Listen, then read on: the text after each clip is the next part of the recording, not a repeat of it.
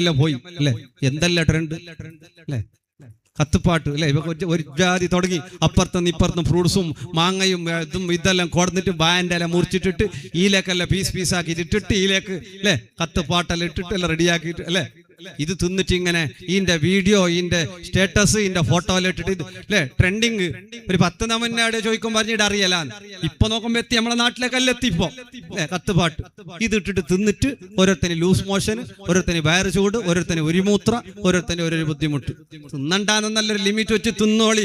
ഈ തിന്നുന്നതിനൊക്കെ വലിച്ച് വീഡിയോ ആക്കി കുടുംബത്തിൽ ആണും പെണ്ണും ഒക്കെ കലർന്ന് സന്തോഷത്തിൽ ബായന്റെ ഇട്ട് തിന്ന് എല്ലാം തിന്ന് നോക്കുമ്പോ ഓരോരുത്തന് ഉഷാറും ഇല്ല.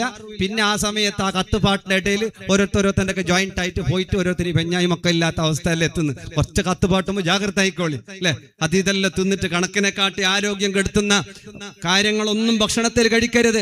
ഒരുമിച്ചിരുന്ന് തിന്നണമെന്ന് ഹബീബ് സല്ലല്ലാഹു അലൈഹി വസല്ലം ഞങ്ങൾ പഠിപ്പിച്ച സംസ്കാരമാണ്.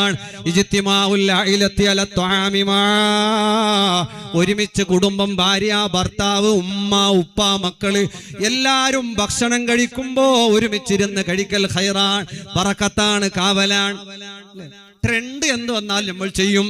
വീട്ടിലെപ്പോഴും ഉമ്മാന്റെ കൂടെ ഉപ്പാന്റെ കൂടെ കുടുംബത്തിലെല്ലാവരുടെയും കൂടെ ഇരുന്ന് ഭക്ഷണം കഴിക്കാത്ത നമ്മള് കത്തുപാട്ട് ട്രെൻഡായി വന്നപ്പോ ഒരുമിച്ചിരുന്ന് നാട്ടിലും ഗൾഫിലും അവിടെയും ഇവിടെയും റൂമിലും വീഡിയോസുകളായി, ഫോട്ടോസുകളായി, ആനന്ദങ്ങളായി, സന്തോഷങ്ങളായി എന്തൊക്കെ ട്രെൻഡ് വന്നാലും ഏറ്റെടുക്കുന്ന ഈ സമുദായം 14 നൂറ്റാണ്ടുകൾക്ക് മുമ്പ് ഹബീബ് മുത്ത് മുഹമ്മദ് മുസ്തഫ സല്ലല്ലാഹു അലൈഹി വസല്ലമ തങ്ങൾ പഠിപ്പിച്ച സംസ്കാരങ്ങൾ, ശൈലികൾ അത് നമുക്ക് ട്രെൻഡല്ല.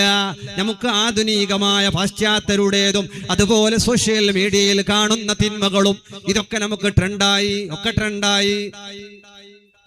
വല്ല സോഷ്യൽ മീഡിയ